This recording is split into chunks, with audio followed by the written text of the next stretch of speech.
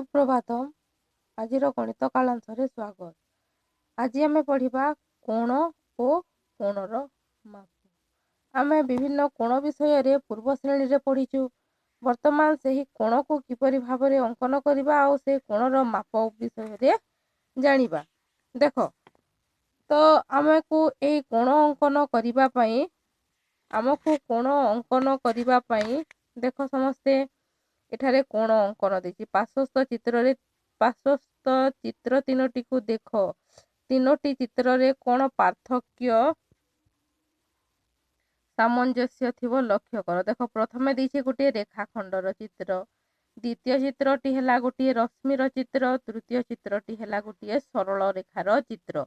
तो आमे जेते बेले गोटे कोण अंकन करूछु आमको एही सरल रेखा रश्मि रो आवश्यकता पड़ुछि। माने दुईटी रश्मि को जोग करी करी गोटिए कोण करा गला ना गोटिए बिंदुरु दुईटी रश्मि अंकन करा जाय गोटिए कोण सृष्टि करा गला।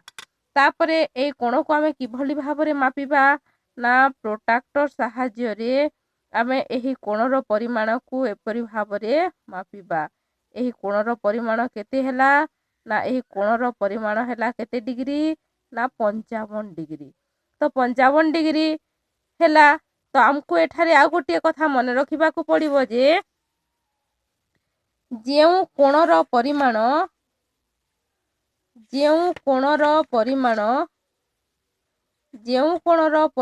केते डिग्री ना जेउ कोणर परिमाण होउछि 90 डिग्री ताहा समकोण।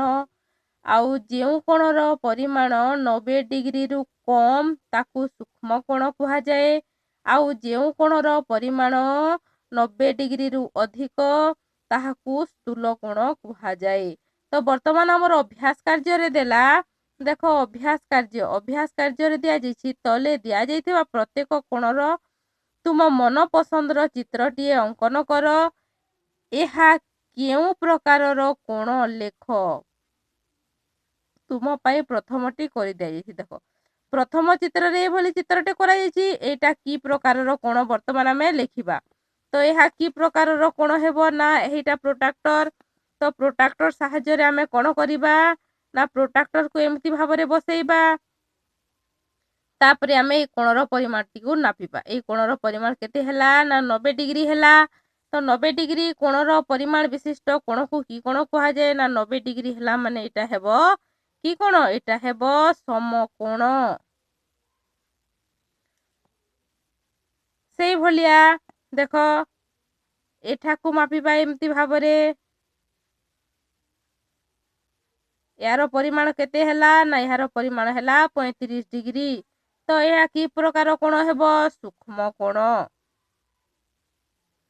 यह की प्रकार त्रिभुज हेबो ना यहा सूक्ष्म कोणी त्रिभुज हेबो। यह हैला सूक्ष्म कोण।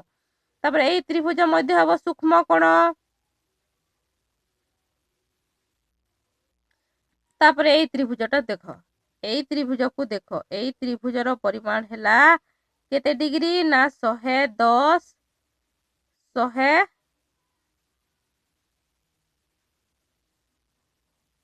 एही त्रिभुजर परिमाण केते हैला ना एही त्रिभुजर परिमाण हैला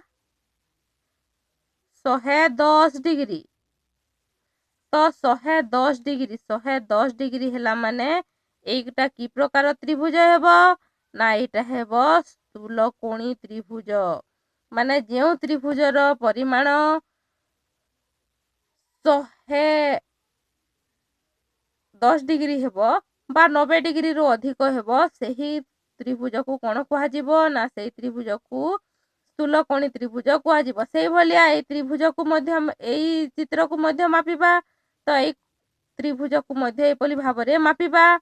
आ एहार कोणर परिमाण ए हैला केते डिग्री ना केते ना 50 डिग्री। आ एटा हैला एटा मध्य हैला 45 डिग्री। तो एई कोण माने की कोण हेबे ना एई मध्य सूक्ष्म कोणी त्रिभुज। माने एहार परिमाण 90 डिग्री रु कम तेणु करी एई कोण माने हेबो सूक्ष्म कोणी त्रिभुज। से भलिया 2 नंबर रे मध्य हमको ए भली कोण दिया जाइछि। एई कोण गुडी को की प्रकारर कोण हेबो एटा आमे एई प्रोट्राक्टर साहाय्य मापी लेखिबा।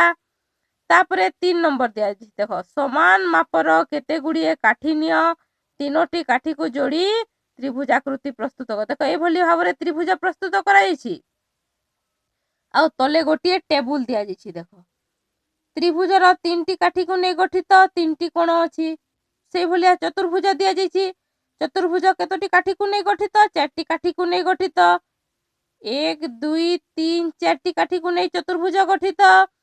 तो तार कोण संख्या केते हेबा ना तार कोण संख्या हबा 1 2 3 4 से भलिया पंचभुज केतोटी काठी को नहीं 1 2 3 4 5टी काठी को नहीं तार कोण संख्या केते हेबो ना 1 2 3 4 5 से भलिया षडभुज 1 2 3 4 5 6टी काठी को नहीं गठित तार कोण संख्या केते हेबो ना तार कोण संख्या हेबो 6 से भलिया सप्तभुज केतोटी काठी को नहीं गठित सप्तभुज 7टी काठी को नहीं गठित तार कोण संख्या केते हेबो 2 3 4 5 6 7 तो सप्तभुजर कोण संख्या केते हेबो 7। तापरे दिया जाइछि हमकु देख तले केते गुड़िए कोणर माप दिया जाइछि सेथि मध्यरु जेउ गुड़िक स्थूल कोण ता चारिपटे त्रिभुज सूक्ष्म कोण चारिपटे गोल एवं समकोण चारिपटे चतुर्भुज चिन्ह दियो। तो 22 डिग्री क्यों कोण हेबो सूक्ष्म कोण कारण 90 डिग्री रु कम 30 डिग्री मध्य हेबो सूक्ष्म कोण 94 डिग्री की कोण हेबो ना 94 डिग्री हेबो तम स्थूल कोण 90 डिग्री हेबो समकोण 99 डिग्री हेबो सूक्ष्म कोण। तापरे देला 124 डिग्री की कोण हेबो 124 डिग्री हेबो स्थूल कोण 15 डिग्री की कोण हेबो ना 15 डिग्री हेबो सूक्ष्म कोण 43 डिग्री सूक्ष्म कोण 91 डिग्री हेला तमर स्थूल कोण 91 डिग्री की कोण हेबो स्थूल कोण हेबो 90 डिग्री रु अधिक 35 डिग्री हेबो की कोण सूक्ष्म कोण 45 डिग्री हेबो सूक्ष्म 135 डिग्री हेबो स्थूल कोण। तो कोण किपरि करिबा माने ना सूक्ष्म कोण चारिपटे गोल तो देख 22 डिग्री हेला सूक्ष्म कोण ता चारिपटे गोल बुलेइली यह मध्य हेबो सूक्ष्म कोण ता चारिपटे गोल। तापरे एटा हला स्थूल कोण चारिपटे कोण करिबा ना त्रिभुज चित्र करिबा समकोण चारिपटे चतुर्भुज तापरे सूक्ष्म कोण रे गोल बुलेइली त्रिभुज गोल गोल तापरे एटा हला स्थूल कोण रे त्रिभुज गोल गोल एई भली भाबरे आमे याको करिबा। तापरे देखो नंबर 5 रे कोण दिया जाइछि ना नंबर 5 रे दिया जाइछि तले दिया जाइथिबा प्रत्येक चित्र रे थिबा कोण गुड़िकर नाम लेख आ प्रत्येकर डाहाण पाखरे ताहा की प्रकार कोण लेखिबा।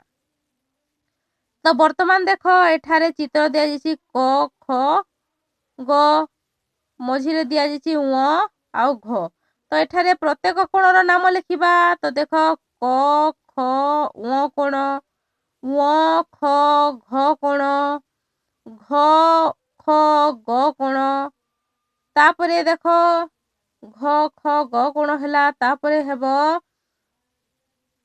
तो एटा की प्रकार कोण आमे लिखिबा देख क ख ग कोण हेबो समकोण की कोण हेबो समकोण। तापरे देख व ख ग एई कोणटा हेबो सूक्ष्म कोण ग ख ग कोणटा हेबो सूक्ष्म कोण। तो एई भली भाबरे आमे याको करिबा। तापरे द्वितीय चित्र को चलो द्वितीय चित्र रे देखिबा द्वितीय चित्र रे कोणर परिमाण केते हेबो ना 90 डिग्री हेबो ए कोणर परिमाण केते हेबो 90 डिग्री।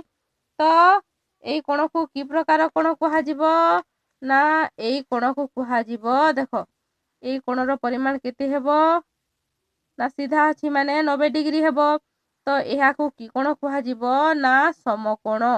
तो एई भलिया एई चित्र को मध्य मापी आमे लेखिबा। तापरे देखो 6 नंबर दिया जाइछि स्केल और प्रोट्रैक्टर व्यवहार करी 30 डिग्री 45 डिग्री 90 डिग्री ପରିମାଣର କୋଣ ଅଙ୍କନ କର ଓ ସେହି କୋଣର ଗୁଡ଼ିକର ନାମକରଣ କର। ତ ପ୍ରଥମେ କ'ଣ କରିବ ନା ଗୋଟିଏ ରେଖାଖଣ୍ଡ ନେବ ବା ଗୋଟିଏ ସରଳ ରେଖା ଅଙ୍କନ କରି ସେଠାରେ ଆମେ ପ୍ରୋଟ୍ରାକ୍ଟର ବସେଇବା। ଆଉ 30 ଡିଗ୍ରୀ ଯେଉଁଠାରେ ପଡ଼ିବ 30 ଡିଗ୍ରୀ ମାପ ଅଙ୍କନ କରି ବା 30 ଡିଗ୍ରୀ ପରିମାଣ ମାପି ସେଠାରେ ଆମେ ବିନ୍ଦୁ ଦେଇ ଗାର ଟାଣିବା। ଆଉ ଏଇଭଳି ଭାବରେ ଆମେ ଅଙ୍କନ କରିବା।